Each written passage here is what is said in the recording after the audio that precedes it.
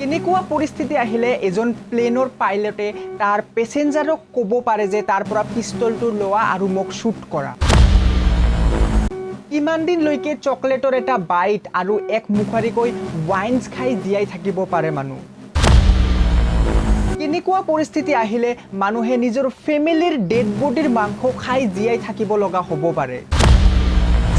এইটো এটা এনেকুৱা ৰিয়েল প্লেন ক্ৰাছ ষ্টৰী যিটো আপোনালোকে ফিল্মতো এনেকুৱা ধৰণৰ দেখি পোৱা নাই। এণ্ড চিয়ৰলি ফিল্মতকৈও এইটো বেছি ডেঞ্জাৰাছ, ইফেক্টিভ এণ্ড মটিভেশ্যনেল।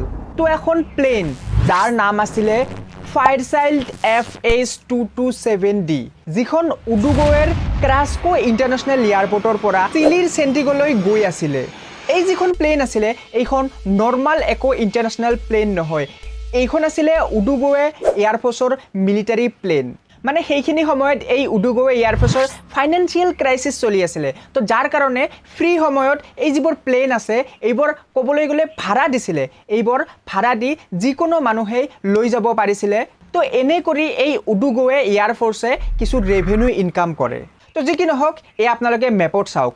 এইখন হ'ল উডুগোৱেৰ ক্ৰাস্কোৰ ইণ্টাৰনেশ্যনেল এয়াৰপৰ্ট।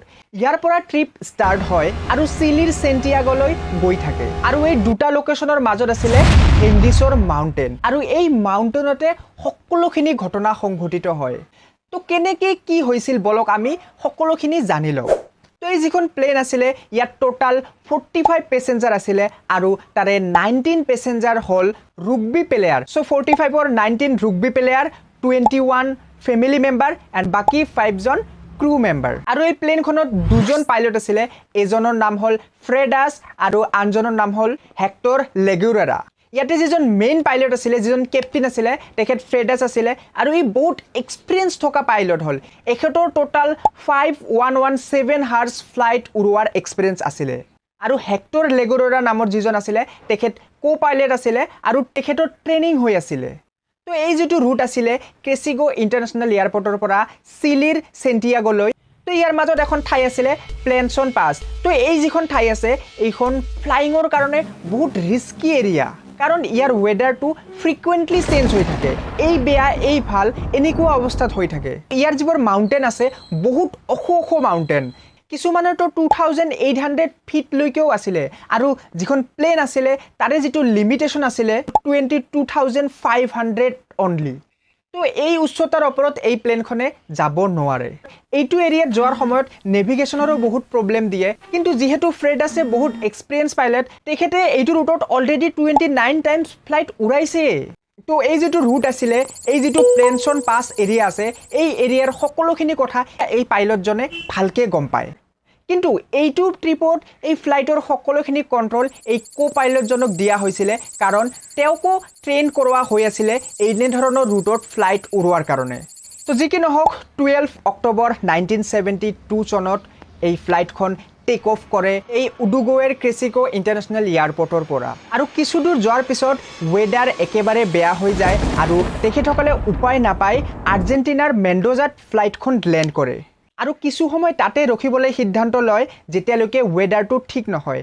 এনেকেই গোটেই ৰাতিটোৱে তেখেতসকলক এই আৰ্জেণ্টিনাৰ মেণ্ডোজাত থাকিব লগা হৈছিল। আৰু তাতে যিহেতু আছিলে তো সিহঁতে ৰাতি বাহিৰলৈ ওলাই যায় আৰু বিভিন্ন ধৰণৰ শ্বপিং কৰিবলৈ লয়। তো তেখেতসকলে ৱাইনছো কিনি লৈছিলে, কিন্তু ৱাইনছ কিনাৰ সময়ত এইটো সিহঁতে ভবাই নাছিলে যে এই ৱাইনছৰ এটা এটা টোপা সিহঁতৰ প্ৰাণ বচাবলৈ সহায় কৰিব। চ' নেক্সট ডে অৰ্থাৎ 13 অক্টোবৰ 1972 ৱেডাৰ কিছু পৰিমাণে ঠিক হয় আৰু 2:28 প্লেনখন আকৌ টেক অফ কৰে ডেষ্টিনেশ্যনলৈ। তাৰপিছত 3:21 এই ফ্লাইটখন পাই গৈ প্লেনছন পাছ। ইয়ালৈকে একো প্ৰব্লেম নাছিলে। ইয়াৰ পিছত কো পাইলটজনে ইয়াতে চেণ্টিগোৰ যিটো ATC আছিলে তাৰ লগত কণ্টেক্ট কৰে আৰু জনায় যে আমি প্লেনছন পাছ পাইছোঁ। তো এপ্ৰক্স 3:32 আমি কুৰিস্কো যিটো চিলিৰ ভিতৰত আছে তাতে আমি পাই যাম। তো তাৰ 3 মিনিট পিছতে এই কো পাইলটজনে আকৌ সেই ATC ডিপাৰ্টমেণ্টৰ লগত কণ্টেক্ট কৰে আৰু জনায় যে আমি কুৰিস্কো পাই গৈছোঁ। তো গতিকে আমি এই চিলিৰ চেণ্টিগো পাম আৰু তো আমাক লেণ্ডিঙৰ পাৰ্মিশ্যন লাগে। এই যিটো মেছেজ আছে এই মেছেজটো সেই ATCৰ অফিচাৰজনে শুনি শ্বকড হৈ যায়, কাৰণ এই প্লেনছৰ পাছৰ পৰা এই কুৰিস্কোলৈ যোৱাৰ যিটো সময় সেইটো এপ্ৰক্স 13 মিনিট। কিন্তু পাইলটজনে জাষ্ট 3 মিনিটৰ পিছতে জনায় যে আমি কুৰিস্ক পাই গৈছোঁ। তো পিছত ATCৰ অফিচাৰজনে কথাটো ইগন'ৰ কৰে আৰু লেণ্ডিঙৰ পাৰ্মিশ্যন দি দিয়ে আৰু ফ্লাইটখনক লাহে লাহে 1000 ফিটত আনিবলৈ ইনষ্ট্ৰাকশ্যন দিয়ে। তো এপ্ৰক্স 3:30 মান সময়ত ইহঁতৰ মাজত লাষ্ট কনভাৰ্চেশ্যন হয়। তো ইয়াতে কি হৈছিলে, যিজন কো পাইলট আছিলে সিয়ে নেভিগেশ্যন মিছকেলকুলেট কৰিছিলে। এই প্লেনখন পাছতে আছিলে, সেই মাউণ্টেইনৰ ওপৰতে আছিলে, কিন্তু সেই কো পাইলটজনে ভাবিছিলে যে আমি চিনি পাই গৈছোঁ, অৰ্থাৎ ছেফ ঠাই আমি পাই গৈছোঁ। আৰু এই কথাটো মেইন যিজন কেপ্টেইন আছিলে, যিজন পাইলট আছিলে, তেখেতেও ধৰিব পৰা নাই, কাৰণ গোটেইখিনি কণ্ট্ৰল এই কো পাইলটক দিয়া হৈছিলে। তো পিছত ATCৰ ইনষ্ট্ৰাকশ্যন মতে প্লেনখন লাহে লাহে তললৈ নমাবলৈ ধৰিছিলে। আৰু এই যিখন প্লেন চেন পাছ আছে, এই যিখন মাউণ্টেইন এৰিয়া আছে, ইয়াৰ যিবোৰ মাউণ্টেইন আছে সেইবোৰ বহুত ওখ ওখ। ইনফেক্ট কিমান ওখ মই আপোনালোকক অলপ আগতে জনাইছিলোঁৱে, 22,800 ফিটলৈকেও ইয়াতে মাউণ্টেইন দেখা পোৱা যায়। তো প্লেনখন দ্ৰুত গতিত গৈয়ে আছিল আৰু কিছু সময় পিছত প্লেনখনৰ লেফ্ট উইং মাউণ্টেইনৰ লগত ক্ৰাছ হৈ উইংছখন ভাঙি যায় আৰু তেনেকৈ প্লেনখন ষ্টেবিলাইজেশ্যনটো ব্ৰেক হৈ যায় আৰু যিটো ৰাইট উইং আছিলে সেইখনো ভাঙি যায় একেবাৰে। আৰু তাৰপিছতে প্লেনৰ যিটো বডি আছিলে 300 km/h স্পীডত গৈ ভূমিত পৰি যায় আৰু প্লেনখনৰ যিটো নোজ আছে সেইটো কমপ্লিটলি ভিতৰলৈ সোমাই যায় আৰু এনেকুৱা এটা ভয়ানক এক্সিডেণ্ট, এটা ভয়ানক ক্ৰাছ হয় যে এই যি 45 পেছেঞ্জাৰ আছে তাৰে 5জনটো স্পট ডেড হৈ যায় আৰু 7জনটো এই ইনচিডেণ্টৰ পিছত ক'ত হেৰাই যায় যে এতিয়ালৈকে তাৰ একো সন্ধান পোৱা যোৱা নাই। আৰু বাকী যি 33 পেছেঞ্জাৰ থাকিলে এখেতৰো অৱস্থা একেবাৰেই বেয়া। কিছুমানৰ হাত ভাঙিছে, কিছুমানৰ ভৰি ভাঙিছে, কিছুমানৰ প্লেনত থকা যিবোৰ ৰড বা বিভিন্ন ধৰণৰ যিবোৰ বস্তু থাকে সেইবোৰ নিজৰ বডিত সোমাই গৈছিলে। ৰক্তাক্ত, মানে এনেকুৱা এটা ভয়াৱহ পৰিস্থিতি হৈ আছিলে প্লেনখনৰ ভিতৰত। তো ইয়াতে যি 33 পেছেঞ্জাৰ আছিলে বাছি, তেখেতসকলে প্লেনখনৰ ভিতৰতে গেছলিন টাইপৰ এটা স্মেল পায় আৰু সিহঁতে ভয় খাই যায় যে প্লেনখন ব্লাষ্ট কিয় নহয়। তো অলৰেডিতো প্লেনখন ভাঙি চিঙি অৱস্থা বেয়া হৈছে, তো এতিয়া যদি ব্লাষ্ট হ'ব লগা হয় তেখেতৰ কোনেও বাচিব নোৱাৰিব। তো তাৰ কাৰণে সিহঁতে প্লেনখনৰ পৰা যিমান সোনকালে পাৰে বাহিৰলৈ ওলাই যায় আৰু বাহিৰত গৈও সিহঁতক এক এক্সট্ৰিম চিটুৱেশ্যনৰ সন্মুখীন হ'ব লগা হয়, কাৰণ বাহিৰত যিটো টেম্পাৰেচাৰ আছিলে সেইটো -0 ডিগ্ৰীৰ তলত আৰু চাৰিওফালে বৰফে বৰফ। তো এনে পৰিস্থিতিত তেখেতসকলে কোনেও বাহিৰতো ছাৰ্ভাইভ কৰিব নোৱাৰিব। তো লাষ্টত উপায় নাপায় তেখেতসকলে আকৌ সেই ক্ৰাছ হোৱা প্লেনখনলৈ গুচি গৈ এই প্লেনখনতে আশ্ৰয় ল'ব লগা হয়। তো এই প্লেনখন এপ্ৰক্স 3:34 ক্ৰাছ হয় আৰু 4 বজাৰ লগে লগে এন্ধাৰ হ'ব ধৰিছিলে। তো এই প্লেনখনত যিকেইজন পেছেঞ্জাৰ আছিলে, যিকেইজন মানুহে বাচি আছিলে, তেখেতসকলে এইটো ভাবিছিলে যে এই ক্ৰাছ হোৱা খবৰটোতো সকলোৱে গম পাই গৈছে ইতিমধ্যে চাগে, তো আজি ৰাতিটোৱে আমাক ইয়াতে ছাৰ্ভাইভ কৰিব লাগিব, কালি নিশ্চয় কোনোবা ৰেস্কিউ টিমে আমাক আহি ইয়াৰ পৰা উদ্ধাৰ কৰিব। আৰু এইটো ভবাটো আৰু এনেধৰণৰ থিংকিংটোৱে সিহঁতক সকলোতকৈ বেছি বিপদৰ ফালে লৈ গৈছিলে। তো পিছত ৰাতিটো সেনেকৈ কাটি গ'ল, কিন্তু দিনৰ ভাগতো কোনো ৰেস্কিউ টিম নাহিলে। পিছত তাৰে মাজৰে এজনে ভাবিলে যে প্লেনৰ ককপিটতো ৰেডিঅ' আছে, তো সেই ৰেডিঅ'ৰ থ্ৰু দি আমি বাহিৰৰ লগত কণ্টেক্ট কৰিব পাৰিম। তো সেই বুলিয়ে সেই মানুহজনে ককপিটৰ ভিতৰলৈ যাব চেষ্টা কৰে। তো যেনে তেনে ককপিটৰ ভিতৰলৈ যায় আৰু ককপিটৰ ভিতৰলৈ যোৱাৰ পিছত এনেকুৱা এটা দৃশ্য দেখিবলৈ পায় ন। তাৰে যি দুজন পাইলট আছিলে, যিজন মেইন কেপ্টেইন আছিলে, তেখেততো স্পট ডেড হৈয়ে গৈছে আৰু কো পাইলটজনে বাচি আছিলে, কিন্তু বাচি থাকিলে কি হ'ব, ইয়াৰ অৱস্থা মৰাতকৈও বেয়া অৱস্থা হৈ আছিলে।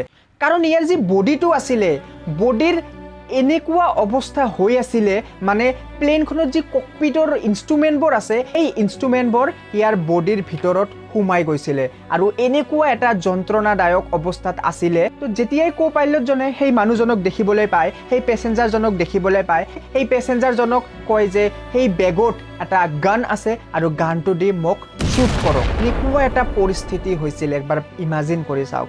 পিছত সেই মানুহজনে এইটো কাম নকৰি তাৰ পৰা যিটো ৰেডিঅ' আছিলে ৰেডিঅ'টো লৈ আহে, কিন্তু আনফৰ্চুনেটলি এই ৰেডিঅ'টোও কমপ্লিটলি ডেমেজ হৈ গৈছিলে। পিছত তেনেকেই ৰেডিঅ'টো সি বাহিৰলৈ লৈ আহে আৰু সেইটো ঠিক কৰিবলৈ চেষ্টা কৰে কাৰণ এই ৰেডিঅ'টোৱে একমাত্ৰ উপায় আছিলে বাহিৰলৈ কণ্টেক্ট কৰা তো যেনে তেনে সি ৰেডিঅ'টো ঠিক কৰিবলৈ চেষ্টা কৰে আৰু এটা সময়ত ৰেডিঅ'টো ঠিক হৈ যায় কিন্তু ইয়াতো এটা প্ৰব্লেম হৈ আছিলে যে ৰেডিঅ'টো সিগনেল ৰিচিভ কৰিব পৰা নাই সি বাহিৰৰ পৰা যিবোৰ নিউজ আছে সেইবোৰ শুনিবলৈ পোৱা যায় কিন্তু ইয়াৰ পৰা বাহিৰলৈ মেছেজ পঠিয়াব পৰা যোৱা নাই তো সিহঁতে নিউজ শুনি থাকোঁতে এইটো খবৰো পায় যে এনে ধৰণৰ এখন প্লেন হেৰাই গৈছে আৰু এইটোও শুনিবলৈ পায় যে বিভিন্ন ধৰণৰ ৰেস্কিউ টিমে সিহঁতৰ ৰেস্কিউ অপাৰেশ্যন ষ্টাৰ্ট কৰি দিছে অৰ্থাৎ এই প্লেনখনক বিচাৰিবলৈ আৰম্ভ কৰিছে কিন্তু ইহঁতৰ লাকটো এনেকুৱা